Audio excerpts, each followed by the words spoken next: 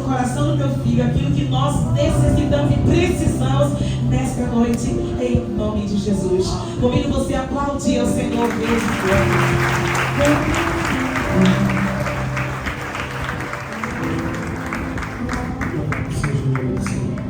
A paz do Senhor Jesus a todos, amém? Glória a Deus. Quem está feliz com Jesus? Eita, povo feliz, glória a Deus. Abra sua Bíblia em Romanos capítulo 8. Romanos capítulo 8, versículo 22 até o versículo 24.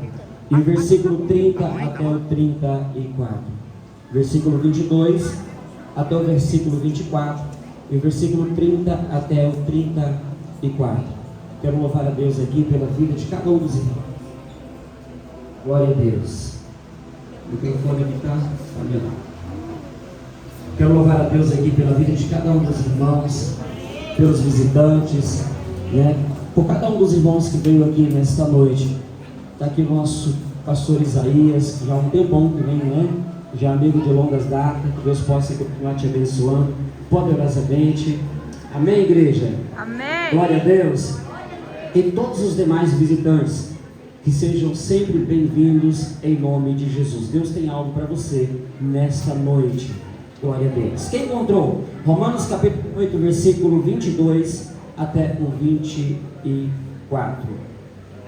Vamos ler a palavra do Senhor que diz assim: sabemos que toda a criação geme como se estivesse com dores de parto até agora.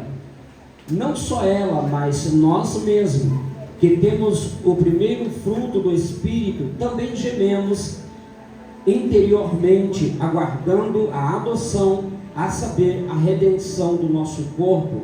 24. Pois nesta esperança somos salvos. Mas a esperança que se vê não é esperança. Quem espera por algo que já tem. Versículo 30 do capítulo 8 de Romanos diz assim: e ao que predestinou, a estes também chamou. Repita comigo: chamou. E aos que chamou, a este também justificou. Repita comigo: justificou. E aos que justificou, a este também glorificou. Repita comigo: glorificou. Versículo 31. Que diremos, pois, acerca destas coisas? Se Deus é por nós, quem será contra nós? Aquele que nem mesmo o seu próprio Filho poupou, antes entregou por todos nós, como não nos dará também com Ele todas as coisas? Quem fará qualquer acusação contra os escolhidos de Deus? É Deus quem os justifica. Quem os condenará? Pois é Cristo que morreu, ou antes, que ressurgiu dentre os mortos, a qual está à direita de Deus, e também intercede por nós. Glória a Deus. Coloque a mão no seu coração. Mais uma vez, eu sei que já foi orado por mim, mas neste momento eu quero orar junto com você. Eu quero que você chegue diante do Senhor neste momento. Nós não viemos aqui por causa das cadeiras ou do bom som, para ouvir um louvor. Poderíamos ter ouvido em casa. Nós viemos aqui para que em comunhão possamos buscar aquele que pagou o preço por nós. Então abre o seu coração neste momento e fala com ele: Espírito Santo, eu vim aqui, Senhor, estou na tua presença.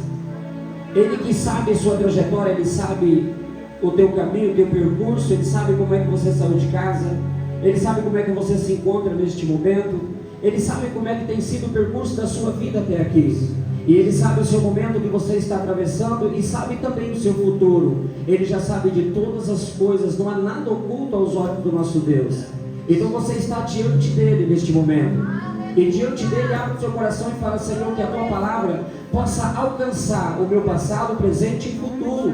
Que a tua palavra, Senhor, que é a única que pode garantir o meu futuro, possa neste momento tomar a primazia em minha vida. Pede a Ele e fala: Senhor, toma a primazia em minha vida.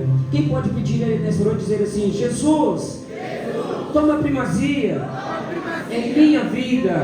Jesus, toma a primazia em minha vida. Glória a Deus. Pode se assentar glorificando a Deus. Glória a Deus. Louvado seja o nome do Senhor Jesus.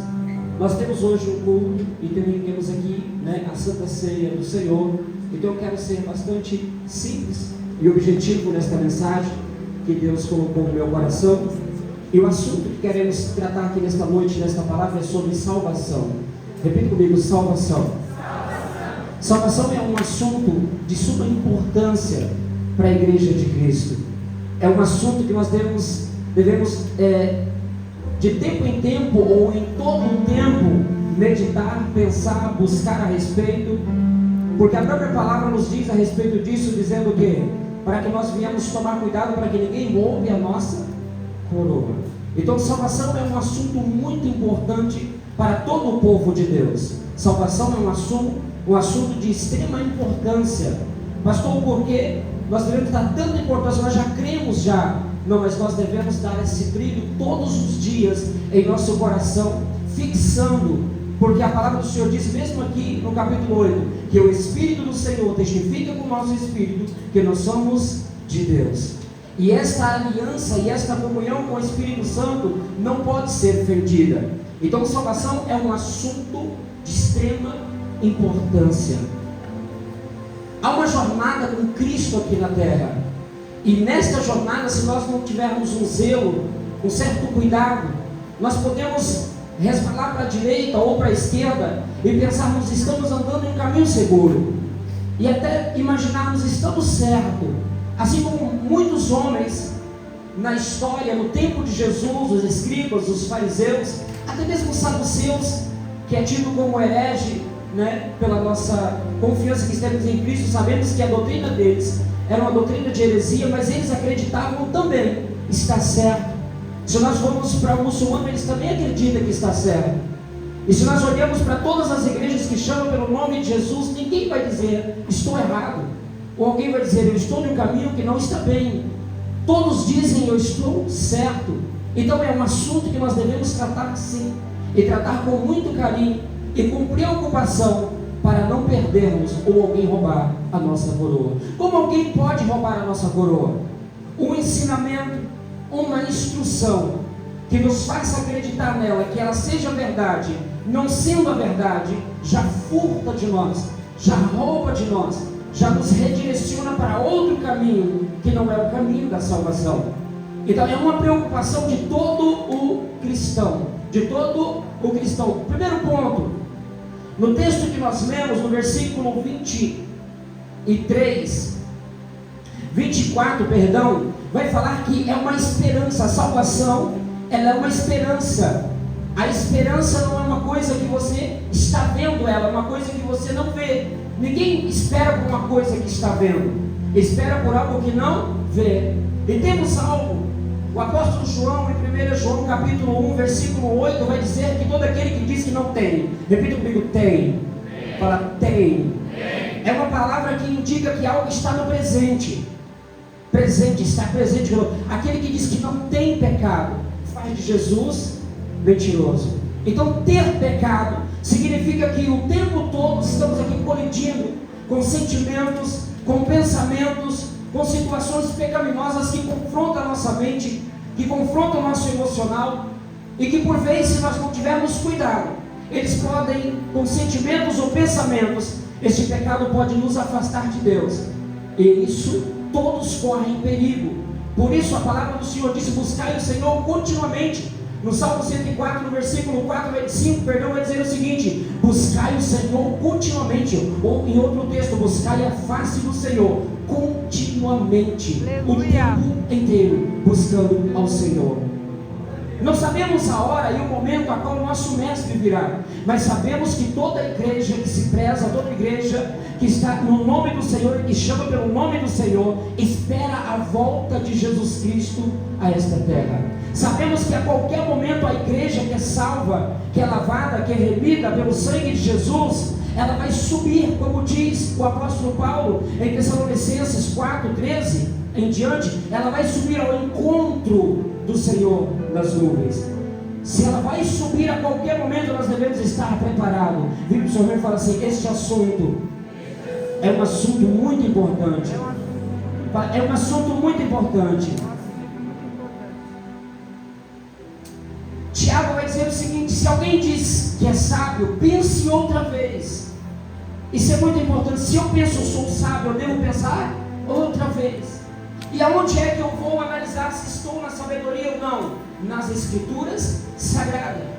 A oração de Jesus, em João capítulo 17, e no versículo 17 ele diz: Pai, guarda-os na verdade, e a verdade é a sua palavra. É o único lugar que pode nos guardar, de tal forma que não venhamos desviar, nem para a direita e nem para a esquerda. É a palavra. A palavra é o cajado que nos conduz, é o cordão que nos segura. A palavra é o único caminho que nos leva a uma trajetória salva, de salvação. Glória a Deus. Nessa trajetória nós temos aqui alguns pontos, e o primeiro ponto para esta salvação, no versículo 30, o apóstolo vai dizer o seguinte: e aos que predestinou, a este também chamou. Repita comigo: chamou. Mais uma vez: chamou. Nós sabemos que o Senhor Jesus disse que há um perigo nesta questão do chamado, porque muitos são chamados e poucos serão. Todo mundo conhece esse texto. Muitos são chamados e poucos serão. Então há um perigo muito grande. Alguém foi chamado e pensa: já estou bem, não preciso me preocupar mais. Mas não, quando nós somos chamados para uma entrada em uma jornada com Ele.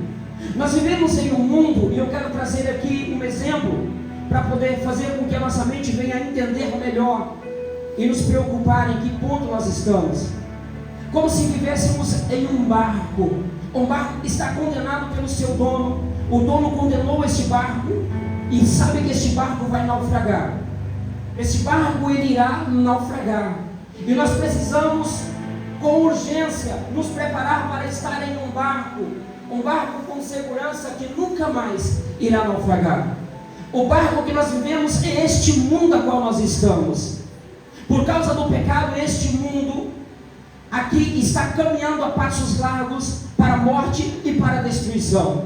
O apóstolo Paulo, mesmo aqui em Romanos capítulo 3, versículo 23, vai dizer: todos pecaram e destituídos da glória de Deus estão. Ou seja, estão no barco, porém o barco está condenado a uma perdição eterna. Alguém que está no barco precisa de um socorro de salvação.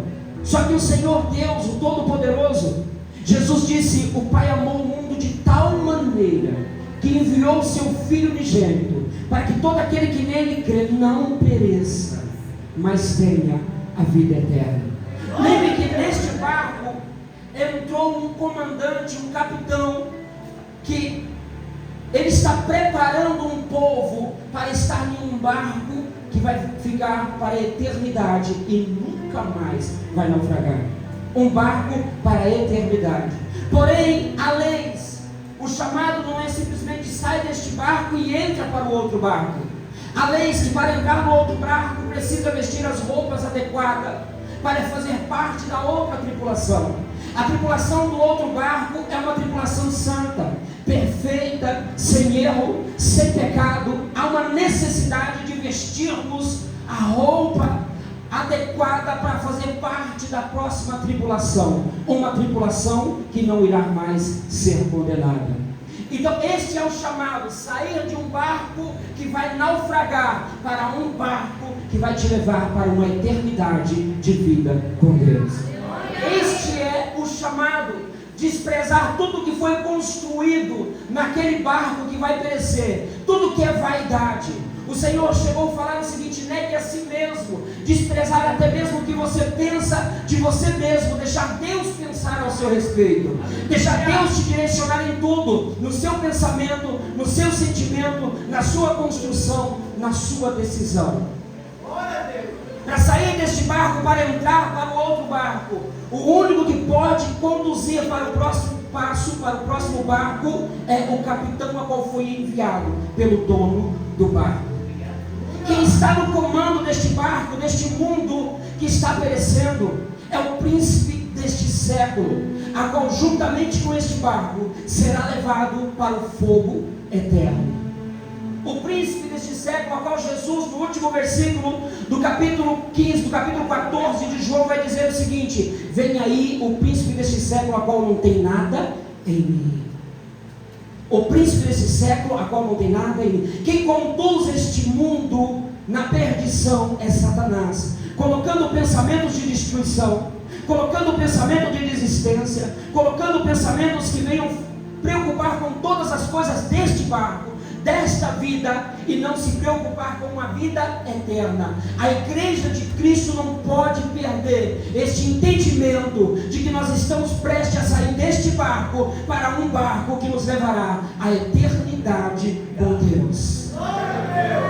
Neste chamado há uma necessidade de aceitarmos as condições do barco ao qual nós iremos entrar, aceitarmos as condições do comandante, que é Jesus Cristo de Nazaré, o Filho de Deus. Se não aceitarmos as condições, não poderemos entrar no próximo barco, não poderemos estar nesse chamado. A palavra do Senhor diz a respeito desse chamado, para anunciar o Evangelho a este mundo, para este povo que está neste barco, há hoje na terra aproximadamente 8 milhões de pessoas, para que eles possam ouvir e fugir da aparência do mal, fugir da transgressão que há na terra, fugir da vaidade que há na terra, e se juntar a Cristo Jesus, que revelou o nome santo de Deus, o Pai, na terra. Dentro deste barco, há quem está se vestindo de roupas brancas. Em Apocalipse capítulo 22 e no versículo 14, Jesus vai falar o seguinte, João vai falar o seguinte: bem-aventurado aqueles que lavam as suas vestes no sangue do Cordeiro. O chamado a uma necessidade de trocarmos as vestes, tirarmos as vestes deste barco que vai naufragar, tirarmos as vestes deste barco que vai afundar, deste barco que já está condenado, para vestirmos uma veste nova, uma veste santa, uma veste que é perfeita, e uma veste que não vem de nós, uma veste que vem de Deus. A partir do momento em que nós aceitamos esse chamado, nós não podemos nos conformar com uma vestimenta antiga, com um tipo de pensamento antigo. O apóstolo Paulo, mesmo aos Romanos, no capítulo 12, no versículo 2 e 3, vai falar o seguinte: para não conformar com este mundo, mas renovar o entendimento, para experimentar a boa, perfeita, agradável vontade de Deus. Renovar o entendimento é não pensar com o pensamento do barco velho, não pensar com o pensamento do barco que vai naufragar. Se vai naufragar, é porque o entendimento e o pensamento que está comandando aquele barco é um pensamento, um entendimento reprovado por Deus, e só vai levar à destruição. Todos nós, individualmente, em particular, devemos nos preocupar. Eu estou falando da salvação. Nos preocupar, porque é muito importante. É muito bom eu ver a igreja cheia, eu fico feliz. Mas a alegria muito maior dos anjos de Deus, de Cristo Jesus e de todos que pregam o Evangelho, é que todos que estejam aqui sejam salvos. Alegria maior. Jesus ele comissionou os seus apóstolos, os seus discípulos, para ir pregar o Evangelho, expulsar os demônios, limpar os leprosos, ressuscitar os mortos, e eles voltaram felizes, voltaram alegres, porque os demônios submeteram a autoridade impostas por eles, submeteram a autoridade que eles colocaram em nome de Jesus, e eles voltando felizes, Jesus disse: não alegrai somente por isso, alegrai antes, porque o vosso nome está escrito nos céus. A alegria maior é da salvação. Aleluia! O rei Davi, já em seu tempo, depois que ele pecou, ele sentiu a tristeza do pecado, e ao sentir a tristeza do pecado, ele olhou para o seu reino, ele olhou para tudo que ele tinha, e ele desvalorizou tudo que ele tinha, e deu maior valor na presença de Deus na vida dele, dizendo: não retire de mim o teu espírito. E ele pediu para que renovasse a alegria da salvação. É muito importante, eu estou falando do ponto principal para qualquer ser humano na face da terra. Hoje nós iremos ceiar daqui a pouco, E a palavra, e no momento que estamos saindo, toda a igreja estará pregando junto, todos que estão participando da ceia. Por que, pastor? Porque a Bíblia diz que quando nós fazemos isso, nós anunciamos a morte dele até que ele venha. Está toda a igreja, quando está participando, está anunciando a morte dele até que ele venha. Então, por que nós participamos da ceia? Porque alguém morreu por nós. Nós estamos vestindo a roupa daquele que morreu, foi sepultado e ao terceiro dia ressuscitou, e hoje ele nos dá roupas brancas para entrar com ele em uma embarcação que nunca mais irá afundar. Uma embarcação que nunca mais vai naufragar. A partir do momento, o primeiro passo é o quê? Chamado. O primeiro passo é o quê? O primeiro passo é o quê? Você vai encontrar os 3 passos de coisa que eu estou falando aqui em vários textos bíblicos. Se você for em João, no capítulo ali 16, no versículo 8, vai falar o seguinte: quando o Espírito vier, vos convencerá do quê? Pecado, justiça e juízo. E aqui você encontra os 3 passos também. O que? O chamado, a justificação e o ser glorificado. Por quê? Porque esta mensagem, a mensagem de que o João está falando ali, que Jesus falou e João descreveu, que o Espírito vai convencer, é uma mensagem que, como uma espada de 2 gumes, está anunciando a 2 lados. Qual os 2 lados? Primeiro, convencer do pecado. Ele não vai forçar a sair do pecado. Ele vai o quê? Convencer a sair do pecado. Ele não força a sair do pecado. Ele vai fazer o quê? Convencer. Significa o quê? Que existem 2 lados. Alguém vai deixar de ser convencido pelo Espírito Santo e vai sair do pecado, e outro não vai aceitar e vai permanecer no pecado. Da justiça, por quê? Porque alguém precisa, nós precisamos de quê? Ser justificado. Alguém vai aceitar ser justificado, e alguém também vai rejeitar ser justificado. E o final o quê? Do juízo final. Por quê? Porque vai ter a salvação, que é ser glorificado, no texto a qual nós lemos aqui, e também o quê? A condenação. Por isso é um juízo. Glória a Deus. A condenação. Por isso é o quê? O juízo. O anúncio é a todos, mas neste caso aqui, o apóstolo Paulo está falando para a igreja. O apóstolo Paulo está falando para os irmãos cristãos que estavam em Roma. Ele está falando para a igreja, e ele está tratando de um assunto de salvação para aqueles que foram chamados, e também aqueles agora que foram o quê? Escolhidos. Chamados e também o quê? Escolhidos. Por quê? Porque muitos serão chamados, mas poucos vão vestir a roupa, poucos vão vestir a veste santa para entrar no reino. Poucos vão se submeter à poderosa mão de Deus, para que no tempo da glorificação Ele o exalte. Poucos vão aceitar as condições para entrar no outro barco, que é no barco para uma vida eterna. Poucos vão aceitar estas condições, mas muitos vão voltar e vão pensar: eu estou bem. Por isso a salvação é um assunto necessário a ser tratado, porque alguém pode estar pensando: eu estou bem. Jesus, ele conta uma parábola de um certo pai, de um certo rei, que ele ia dar o quê? Uma festa de casamento, e depois ele manda chamar os seus convidados, e os convidados dizem o quê? Eu não posso ir. Um tinha uma fazenda, outro tinha comprado uma área, outro tinha um casamento, outro tinha um negócio, outro tinha o outro, e todos eles deram alguma desculpa e não quiseram ir. O senhor daquela festa ficou enfurecido, então disse o seguinte: vai nos becos e valados, então traz todos, coxo, paralítico, traz todos, traz, porque eu quero a casa cheia. Eu quero aqui a casa cheia.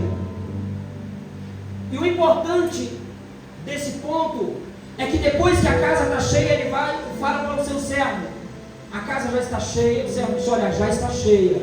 Então ele entra na casa, e ele dá uma olhada e vê um que não estava vestido de roupa nupciais. E ele disse: como é que entraste aqui sem vestir a roupa, sem ter a roupa preparada para entrar aqui? Como é que chegaste aqui sem ter a roupa preparada para estar aqui? E ele disse: atai-o, amarrai-o e lançai fora, aonde haverá ranger de dente. tem como enganar, pode enganar o patrão, pode enganar o esposo, o pai, a mãe, pode enganar aos homens dessa terra, amém? Você não pode voltar para a mensagem, amém? Pode enganar aos homens dessa terra, mas o Senhor, Ele vê no mundo espiritual, o Senhor sabe quem vestiu e quem não vestiu. Pergunta para mim, pastor, que roupa é essa? Vamos lá, eu estou trazendo a igreja de volta. Que roupa é essa? Mais uma vez, que roupa é essa? Mais uma vez, que roupa é essa? Jesus disse no chamado, Ele disse: e todos aqueles que estão cansados e sobrecarregados, vinde a mim, eu vos aliviarei, mas tomai o meu jugo, ou seja, receba as condições para entrar no próximo barco. Ok? Receba as condições para entrar no próximo barco. E quais as condições? Aprendei de mim, que sou manso e humilde de coração.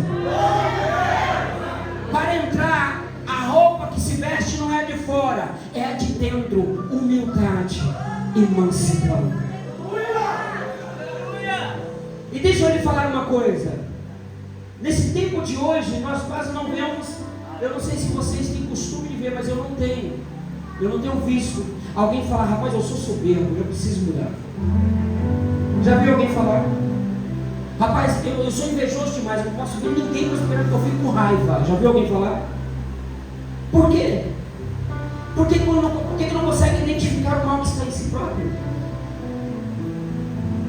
Mas consegue identificar. Já viu? Nós conseguimos sempre identificar o mal que está na vida do outro, mas não conseguimos identificar o mal que está em nós.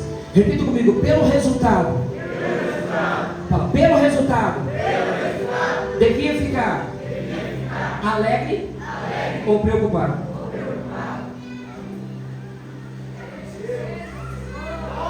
Mais uma vez, eu quero que repita isso aqui. Pelo resultado, devia ficar alegre ou preocupado?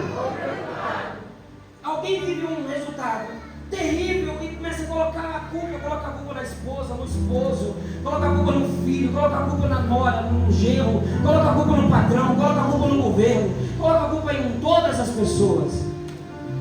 Mas não está vendo que, operando Deus, se Deus está, por que a culpa é dos outros? Então os outros são mais poderosos do que Deus?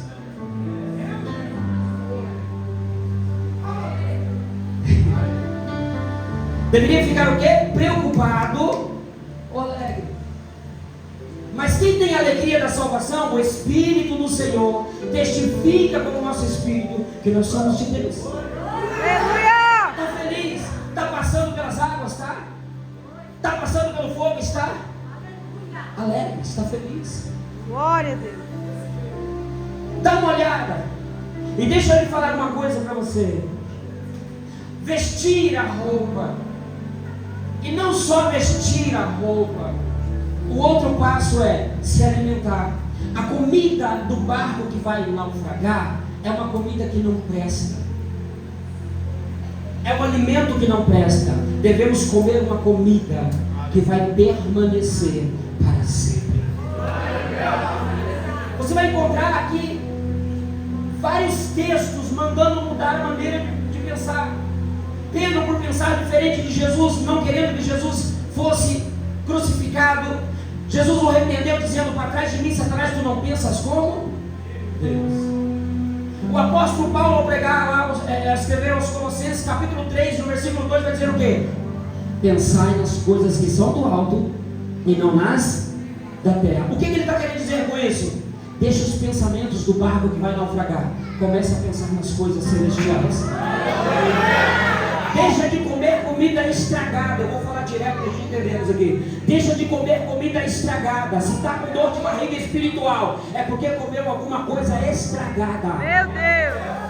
Se a situação espiritual não está bem, é porque está comendo coisa estragada, coisas do barco que vai perecer, que vai naufragar. É hora de mudar o cardápio. Deus, é hora de mudar o cardápio. É hora de mudar o que está comendo. Glória! É hora de mudar o cardápio do que está comendo. Nós fomos chamados para viver o que vem de Deus, se fôssemos chamados para viver a mesma coisa do barco que vai naufragar, tinha um negócio errado. Glória a Deus. Aleluia! Se eu comer uma comida, um ensinamento estragado a respeito da minha família e ela começa a perecer, eu que tenho que estar preocupado. Se eu comer uma comida estragada a respeito de uma vida financeira e começa a perecer, eu que tenho que estar preocupado. Se eu comer a comida estragada a respeito da comunhão com Deus e eu não consigo alcançar a comunhão com Deus, eu que tenho que estar preocupado. Se eu comer uma comida estragada, mas não consigo prosperar no meu ministério, espiritualmente, alguma coisa está me interrompendo, significa que o que está me interrompendo é maior do que o que habita em mim. Eu tenho que tomar cuidado com o que está habitando dentro de mim. Sabe por quê? Porque quem habita em mim, se for Deus, nada pode parar. Se é Deus que habita, nada pode interromper. Pensa junto comigo na palavra.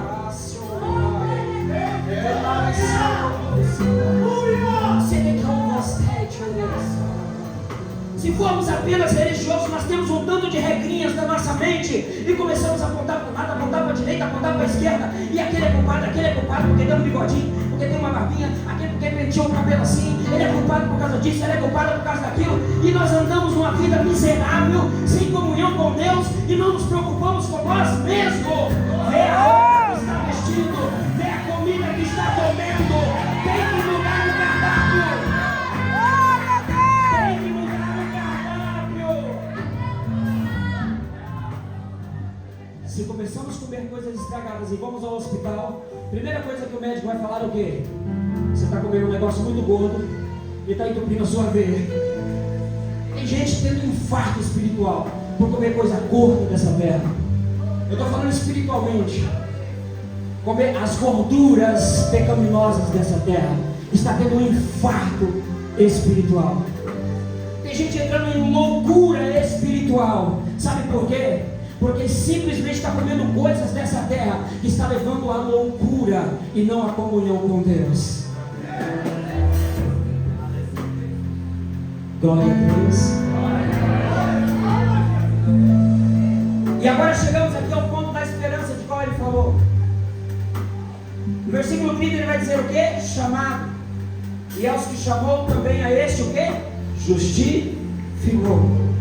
Justificar é vestir uma nova veste. Assim como Jesus, como Deus tirou, quando tirou o Adão do Éden, dá uma veste para ele vestir. A Bíblia diz que Deus o vestiu ele. Não foi Adão. Adão vestiu de folha, como muitos procuram vestir. E nós não tomamos cuidado, nós estamos vestindo o quê? De folha. Folha, quando passa pelo tempo, ela apodrece. Quando passa pelo fogo, ela queima. Quando passa pela água, apodrece. Então quem vestiu Adão foi quem? Deus. Quem vestiu Adão foi quem? Deus. Vira o seu irmão e fala assim: é Deus. É Deus. Quem quer te vestir? Quem quer te vestir? E me vestir. A roupa que Deus quer nos vestir é uma roupa que não estraga. É uma roupa que não perece. É uma roupa que não é passageira. Ele já tem uma demonstração a respeito do povo ali no deserto, 40 anos. A roupa não estragou, não envelheceu. Imagina um povo que cresce 40 anos sem precisar estar comprando roupa, não tinha loja andando atrás deles. Mostrando o quê? Que a roupa espiritual que eu e você estamos vestindo de Deus hoje é uma roupa que não envelhece. É uma roupa que não apodrece. É uma roupa para entrar na terra santa. É uma roupa para entrar na Canaã santa de Deus.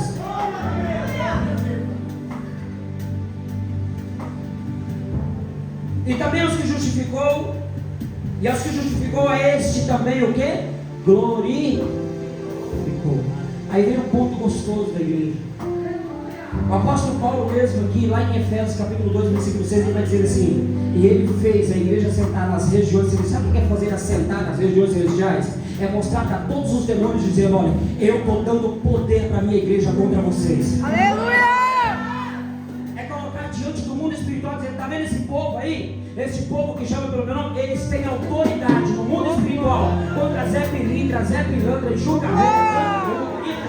todo tipo de demônio. Quando você chega a este sentimento, você vai andando cabeceira, vida, lembrando do que o mestre ensinou, dizendo: eu vos dou o poder para pisar cobras e escorpiões, e em todo o poder do diabo. Está te glorificando acima dos temores, acima das condições que este barco que vai naufragar ofereceu. O próximo barco é um barco de poder, de glória.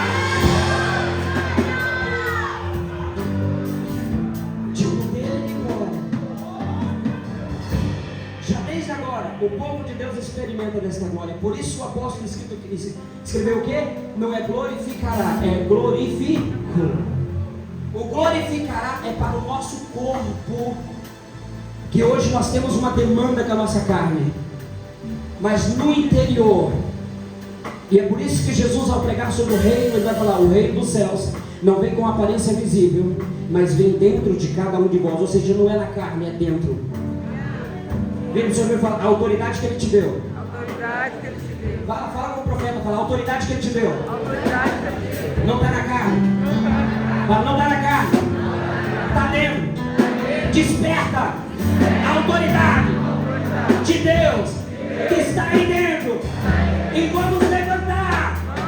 Fala: e vamos levantar com autoridade, com cabeça erguida, como uma igreja gloriosa, gloriosa, gloriosa,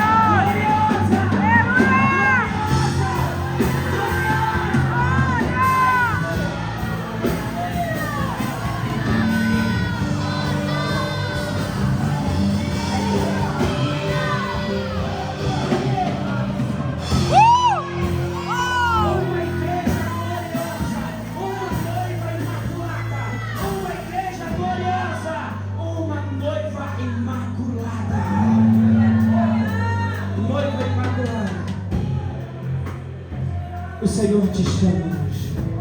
Eu concluo aqui para analisar não somente hoje, mas em todos os passos a respeito deste assunto: salvação. Salvação. Porque o que me espera e te espera, ainda nunca conseguimos pensar, nem chegou ao nosso coração. É o que Ele está preparando, ou está preparando para aqueles que o amam. É o que Deus preparou para aqueles que o amam. Coisa que eu e você ainda não entendemos. Você já viu coisa gloriosa? Ok, muito mais glorioso é o que está preparado. Já viu coisas grandiosas de Deus? Ok, uma coisa muito maior e maior, maior e maior, imaginável pelo homem natural. Está preparado. Está preparado. Está preparado. Fica de pé em nome de Jesus. Levanta a mão para o céu assim e repita comigo: igreja, igreja, a igreja, de Cristo, é uma igreja, gloriosa. Sairemos em breve deste mundo, deste barco, e afundar, e entraremos com Ele em sua glória. Em sua glória. Repita comigo: a igreja é uma igreja gloriosa, gloriosa, gloriosa. A mão levantada assim, começa a glorificar e dizer: Pai, muito obrigado. Pai, muito obrigado. Pai, muito obrigado. Pede a Ele para te vestir mais. Pede a Ele para